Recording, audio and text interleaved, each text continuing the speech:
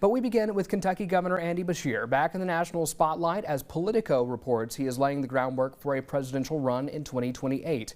Kentucky political experts I talked to say at this point the odds are pretty high he'll launch a campaign. It's how he'd fare in a potential primary with other established Democratic names that's up for debate. Politico's article argued Beshear's selling point was back-to-back electoral success in Trump country, but quote, he's also done that by flying under the national radar, leaving him in a relative obscurity that he must now overcome, end quote.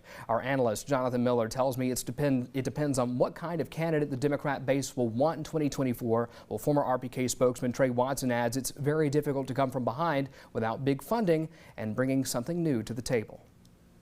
You know, this is how the presidential campaigns work. You start off in these smaller states, and folks that do well early catch fire, and you just don't know what's going to catch fire. If they're looking for someone that's left of center who can win in Republican states, that is sort of the opposite approach of Donald Trump, then you know, I think Beshear will have real legs. My gut is that they're going to want to go aggressive.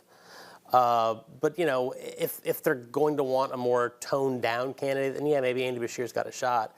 But I think there's other people who are ahead of him in line, kind of in that lane. He's not a bold person who's going to, you know, really get up there and shake things up. So you have Gavin Newsom interviewing people like Charlie Kirk and Steve Bannon and really creating interesting content to get his name out there. Andy Beshear's first 3 podcasts were all with guys named John who were donors to him.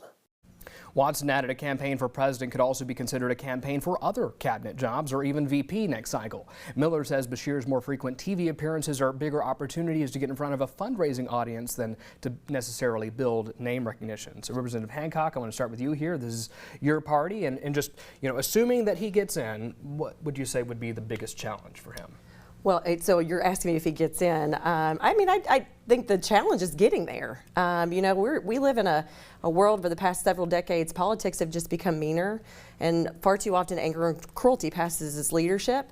And I think there's collective exhaustion across the nation and our state that we're just kind of tired of the bickering and arguing, and I think Andy's the exact opposite of that.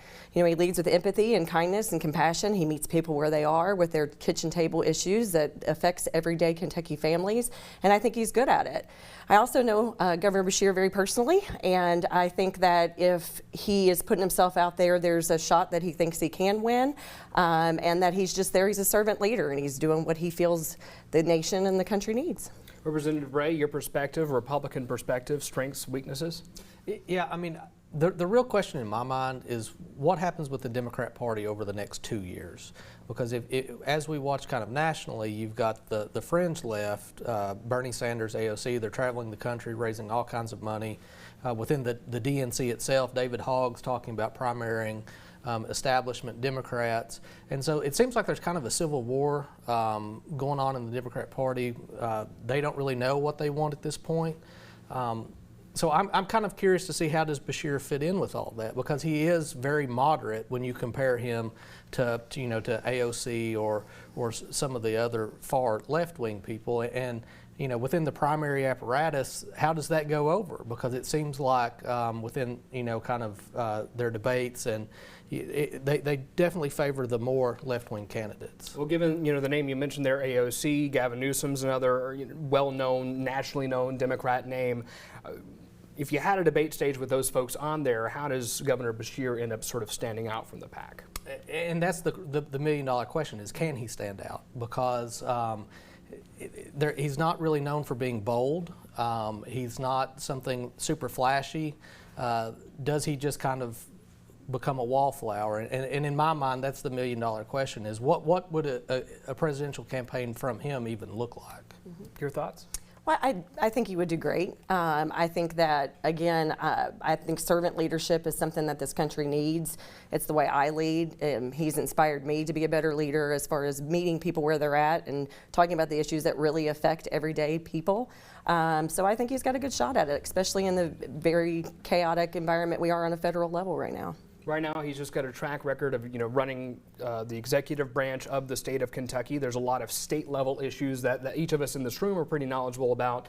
if you were to take that out into a national debate, do they have any play? Do they ultimately matter whenever it comes to state level issues in a national race? Well, several governors have made great presidents, and running an executive state level, it equates, it sets them up for it. Governor Beshear's got the Democratic committee chair ahead of him, which Bill Clinton, Bush, they all were great presidents. So I think that, it sets it up for it. If you look at how Kentucky's set up, the legislature is a lot more powerful than how it is in Arkansas, where it just takes a simple majority, talking about Governor Clinton, or in Texas with Governor Bush at that time when they made their presidential runs. So I don't know how a Democrat governor with a supermajority in Kentucky, how that plays nationwide. Because if you look at all of the vetoes, all of the messaging, the popular policies that the Republican supermajorities have passed, I think that's a big reason that his popularity even within the state is where it is now. So we have a little bit less than a minute left here, and I'll ask you all the same questions I also asked those analysts too, which is, at this point, because we're still talking speculation here, but at this point, given what we're seeing, what are the odds that he does not run? I think it's 50-50. I think if he's meant to be there and the data shows that he can win it, I think he'll step up and do it. But back to the question about his biggest challenge, I think he'd be shocked to be up there with a Congress that actually be willing to work with him and get policy forward too. So I think that, I think 50-50, just like everybody else right now. Last word on this, Representative Bray. Politics is all about timing. And the next president, President Trump's only been in there 100 days, so there's a lot of time left. I don't know whether he ends up running or not. Who knows what the next 2.5 years look like even here in Kentucky. But we'll just have to wait and see, I guess. Alrighty, y'all. We'll have to wait and see.